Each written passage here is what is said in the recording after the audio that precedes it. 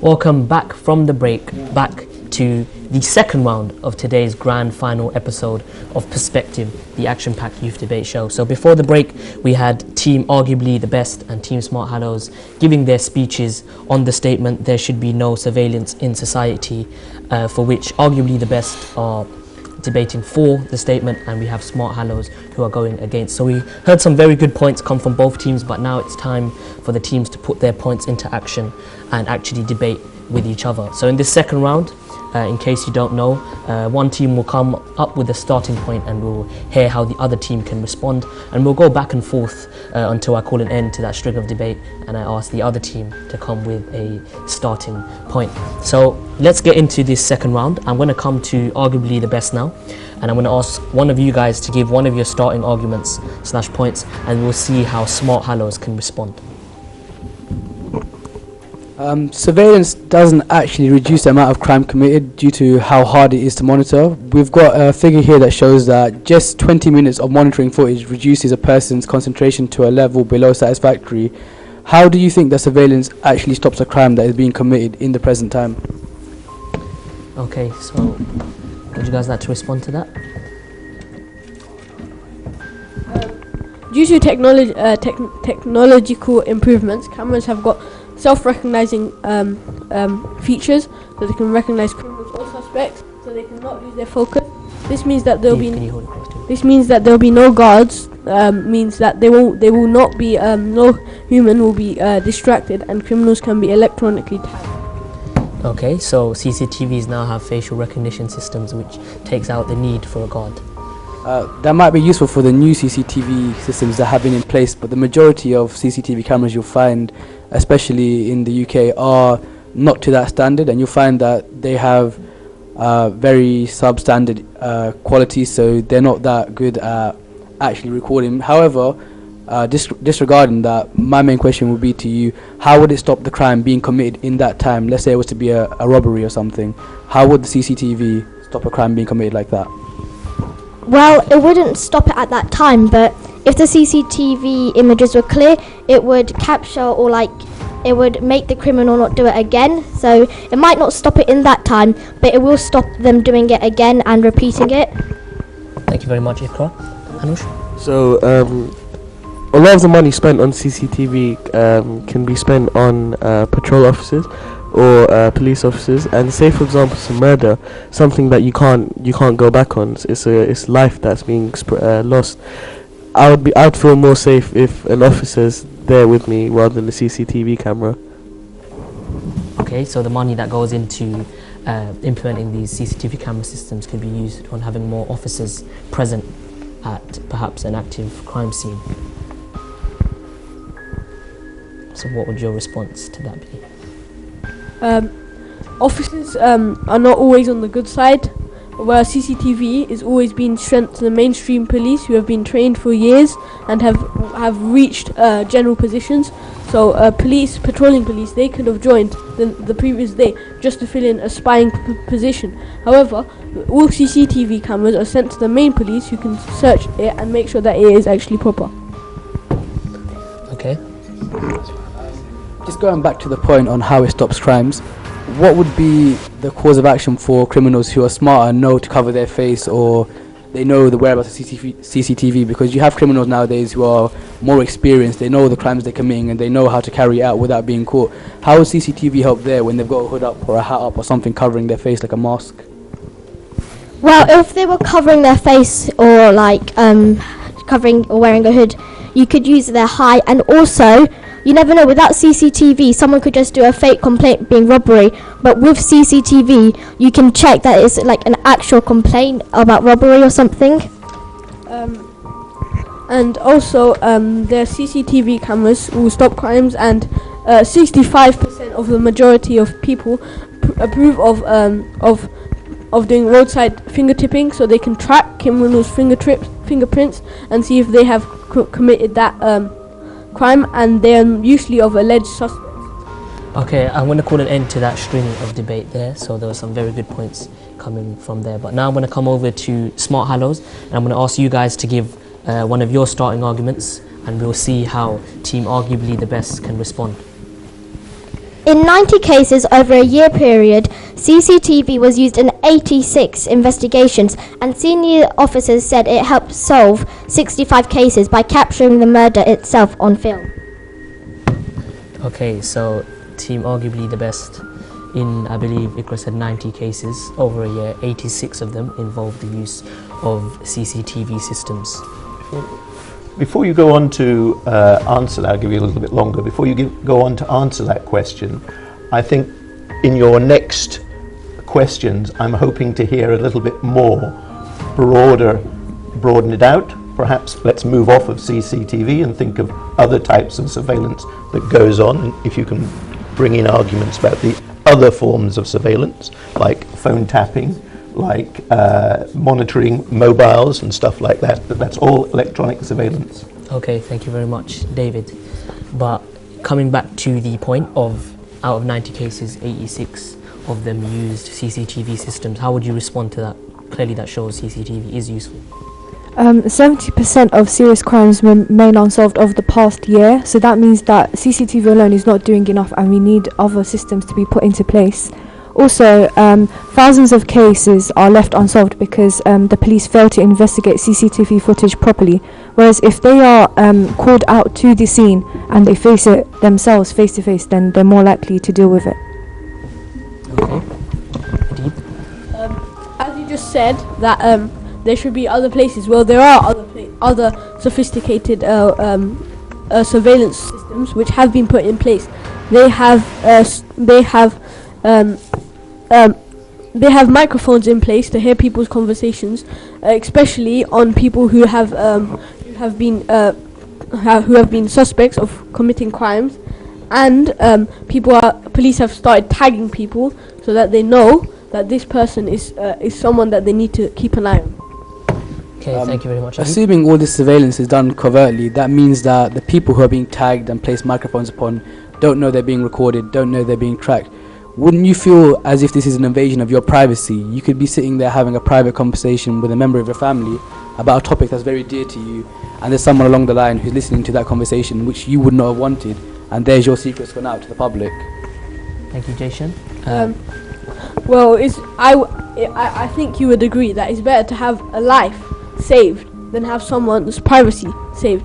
Would you rather have a person have your private conversation given away to the police who won't harm you because they're your best friends, or would you have some other random person out there on the streets being harmed?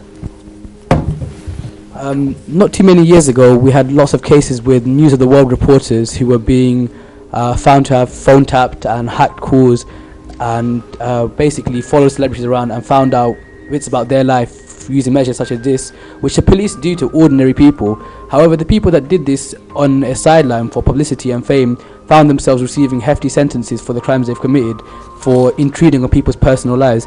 And although they didn't find any illegal activities, the stuff they found still managed to ruin prominent figures' careers just by listening to their phone calls and their messages, etc. So if it's not okay for journalists and people in the news to do this to figures such as those, why is it okay for the government to be listening to all of our conversations and messages when there's potentially stuff there that could ruin our lives and bring a downfall to us? Due to the police have been trained and there is less corruption in this country, police do not share unwanted information which may ruin the career, but will only share information that will actually be useful in criminal activities. Also, if you're being tagged to listen to a conversation, you never know, it could be a criminal sharing really important information that could lead to solving a crime. So wouldn't you really want to have that information instead of having a really big crime unsolved just because you haven't been able to hear the conversation? Okay, thank you. Just to add to that, wouldn't that contradict your earlier statement that a police officer could just join the force the day before to spy on conversations, to see this and that, when now you're saying that they can be the most trusted people?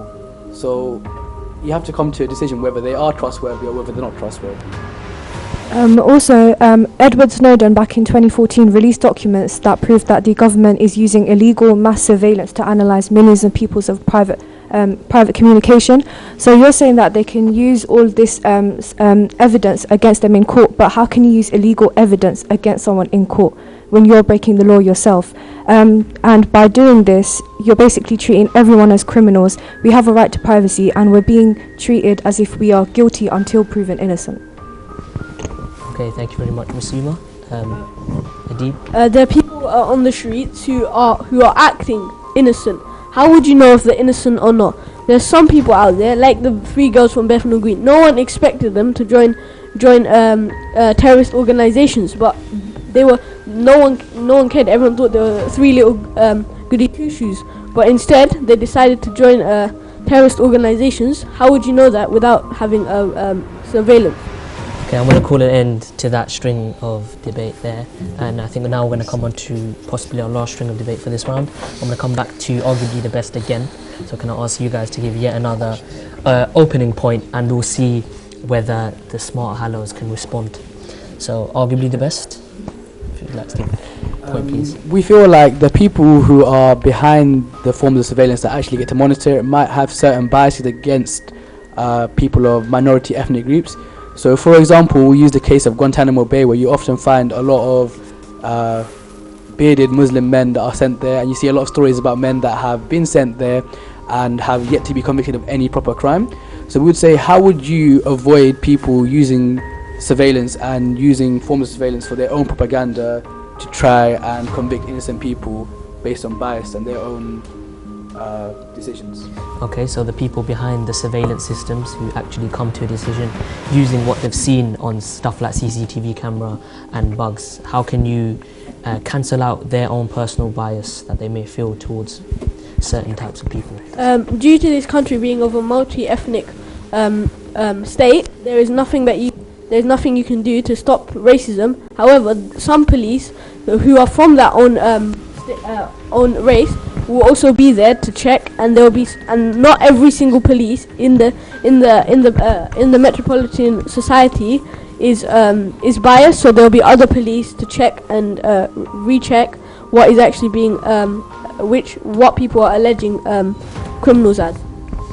Okay, so not every police will have their own bias, and surely there is systems before the Metropolitan Police recruit certain people. There are systems to make sure they outline that people don't have perhaps any sort of racism previously in their lives.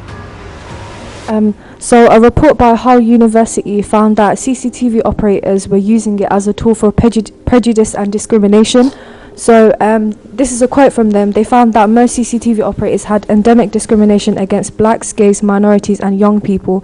So even though they may be checked up on, they still have that inside them. And also, when you're surveilling people, it basically creates a police state, just as Hitler did. People can't have conversations with people close to them and talk about what their own political views and what they think. So it basically gets rid of freedom of speech.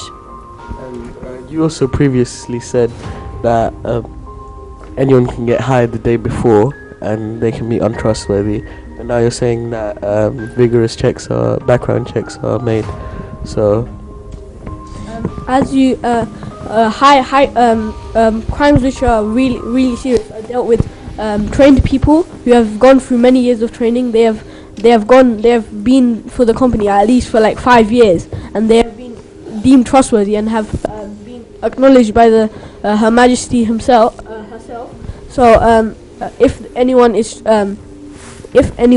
if a police is to allege someone of a major crime, it would have had to be someone who's a general and someone who has been actually trained for an extensive time. Okay, Adib, would you guys have a response to that? So people who are behind CCTV cameras are very, very qualified. Even still, a person who's behind a security camera is still a person. There's always liability to bias, to prejudice, to discrimination. There will always be a fault somewhere along the line.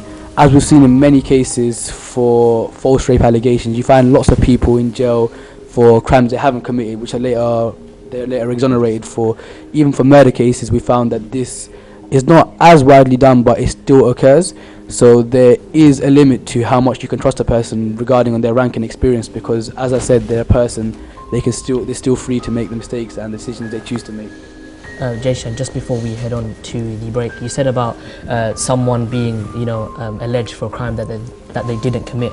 Well, surely CCTV and surveillance systems would be good for a person in that case, because the video might show otherwise, that they weren't involved in the crime at all. I would agree with that. However, we need to bear in mind that in the majority of cases, that would be helpful. However, that's not the determining factor of what does indict a person. It might help the police to come to their decision or conclusion. However, the argument that I'm basing right now is on the fact that it's not effective in its use. It's the fact that anyone who is actually planning on committing that crime is going into it with an intent, with a plan to not get caught in the first place. Okay, thank you very much, Jayshan. So I'm going to call an end to this round here. We're going to head over to a very, very short break before we come back to the final round, and that is the judges' round. We'll catch you in a bit.